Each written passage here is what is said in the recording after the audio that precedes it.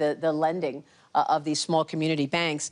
Look, Secretary, I want to get your take overall on your thoughts on what you've done so far, because the president back last year, right after the inauguration, I sat down with the president and I asked him what he wants the economy to look like in 4 years when he's done. And he was very clear. He said he wants private enterprise to rule the day.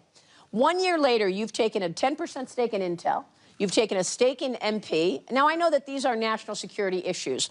And the other day, the president told the defense contractors, don't pay dividends, don't buy back any of your stock. You need to be fulfilling what the country needs in terms of producing weapons. So what do you want to say to people who say, look, here is a so-called capitalist president and a Treasury Secretary, and yet it's not private enterprise running things. The president is telling the defense contractors what to do, and you've taken stakes in these companies. A couple of things, Maria. I think the only good thing that came from COVID was it was a test run for what would happen if our supply chains were ever broken due to a kinetic war. So we saw that there are 5, 6, 7 key industries that we have to reshore. So everything you just said, rare earth magnets, we've got to get out from under China's grasp. The semiconductors, I would say that the single biggest threat to the world economy, the single biggest point of single failure is that 97% of the high-end chips are made in Taiwan. If that island were blockaded, that capacity were destroyed, it would be an economic apocalypse. So we are reshoring the semiconductor industry to the U.S. With the defense contractors are no different than the systemically important banks. They exist, like the systemically important banks exist because of the backstop from the Fed, because of the regulations. And these defense contractors have let down the American people. They have let down the American people. They are 5, 6, 7 years behind on fulfillment of their contracts, and they exist because of the U.S. Department of War. So I do not think it is unreasonable to tell them that until further notice, you need to build more factories and buy back less stock. And by the way, Maria, these CEOs making $30, $50 million a year for failing the American people. So I don't see any discrepancy there. And it's, as you said, everything on your list is national defense. And so once they get to some normalized level of backlog, I don't know whether it's 2 years, 3 years, then we can talk about removing those restrictions. So what you're saying is you want private enterprise to lead the day, but when it comes to national security, the government will be a shareholder. And again, a lot of this isn't private. You know, we have seen what happens when the free markets get kind of perverted, because what happens with critical minerals, that several companies have tried to stand up critical minerals facilities in the U.S., and the Chinese come, lower price, undercut them, and then they're bankrupt. So we are going to put in a system, price floor, price ceilings, and when you talk about multilateralism and the U.S. leading, I just hosted at Treasury last Monday the G7++, so G7 plus Australia, plus India, plus Mexico, plus South Korea, and we are working at warp speed to create a critical minerals block where we can mine, process, and refine critical minerals, and China won't have this sword over our heads. So how long do you think it will be until the United States is, in fact, independent in terms of the refinement of these minerals, independent in terms of oil, et cetera? I mean, I know that the U.S. is the largest producer anyway, but do you expect this year, next year, what's your timetable in terms of the U.S. not relying on China for these things?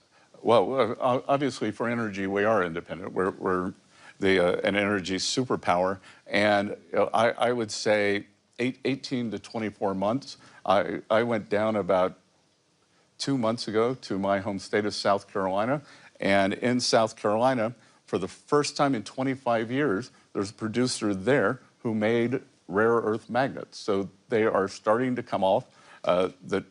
The supply chain, they believe that within 2 years, they can fulfill most of the rare earth magnet needs for the U.S. And then we also want to help our allies because the supply chain is important. Mm-hmm. What do you want to say about sanctions, something else you've been working on, of course? What are you planning there in terms of Iran and the impact there? Do sanctions actually work? And the same question with regard to 500% secondary sanctions or tariffs on countries who purchase energy products from Russia. Okay, so two things there. There are Treasury sanctions. And if you look at a speech that I gave at the Economic Club of New York last March, I said that I believe the Iranian currency was on the verge of collapse, that if I were an Iranian citizen, I would take my money out. President Trump ordered Treasury and our OFAC division, Office of Foreign Asset Control, to put maximum pressure on Iran, and it's worked. Because in December, their economy collapsed. We saw a major bank go under. The central bank has started to print money. There is a dollar shortage. They are not able to get imports, and this is why the people took to the street. So this is economic statecraft. No shots fired, and things are moving in a very positive way here. On the 500% tariffs on the buyers of Russian oil, that is a proposal that Senator Graham has in front of the Senate, and we will see whether that passes. We don't believe that President Trump needs that authority, that he can do it under IEEPA, but that the Senate wants to give him that authority. And just to be clear, that we have Europe buying Russian oil still 4 years later, they are financing the war against themselves. India started buying Russian oil after the conflict began, but President Trump put a 25% tariff on them, and India has geared down and has stopped buying Russian oil. And then 3, China is a very large buyer of Russian oil, as they are of Iranian oil, as they were of Venezuelan oil. But guess what, Maria? No more Venezuelan oil for them. So would you treat China the same as the others in terms of buying Russian oil? With regard to tariffs and sanctions? Well, we'll see what happens with this Senate bill, and with the Iranian oil. That'll be up to President Trump. Secretary, what do you want to say about artificial intelligence and the idea that AI efficiencies will likely kill jobs? A lot of people are worried about jobs. Do we have a plan in the U.S. government right now in terms of job creation in the face of AI efficiency killing jobs? Well, Maria, we are seeing the record factory groundbreakings. That's why President Trump wants to bring back these precision jobs to the U.S. And historically, every productivity boom has led to job growth. Now, can there be some toing and froing in terms of people changing professions? I can't remember what the number is. Maybe you know it. 50, 60% of the professions today didn't exist 30 years ago. Well, so it's a big number. Technology. It's a big number, but it's something we're very cognizant of. We haven't seen it in the numbers yet. I think that it could be very different than what we saw with the China shock. The China shock was a blue-collar phenomenon. My guess is the AI shock might be a white-collar phenomenon. We'll see. Secretary, as we wrap up here, a moment ago, you said, look, you've been dealing with markets for a long time, your entire career. What do you think of markets today? I mean, the market has been rallying on the president's policy. Today, of course, we're seeing a sell-off. But do you think the markets are getting it right in terms of rallying on the president's policies going into this Davos meeting? I try not to the extent I had success in the markets, it was not making short-term predictions. But I can tell you what has been very heartening for me. I don't have time to follow the markets as closely, but to the extent last year before, everyone said, oh, this is just Mag 7 stocks, it's not healthy.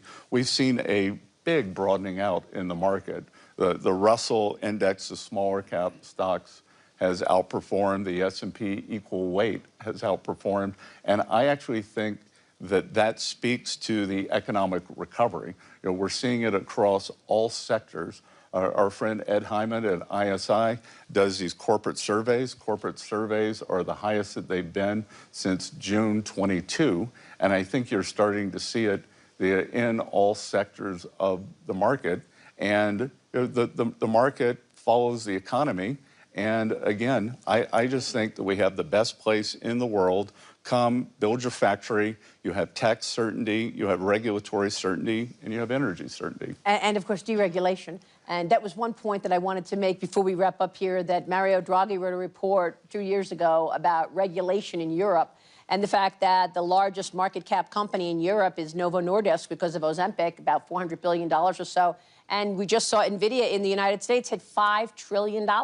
Well, clearly, Maria, the innovation, the change, and the ability to adapt is in the U.S. The U.S. is the innovation capital of the world. I don't think anything's going to change that.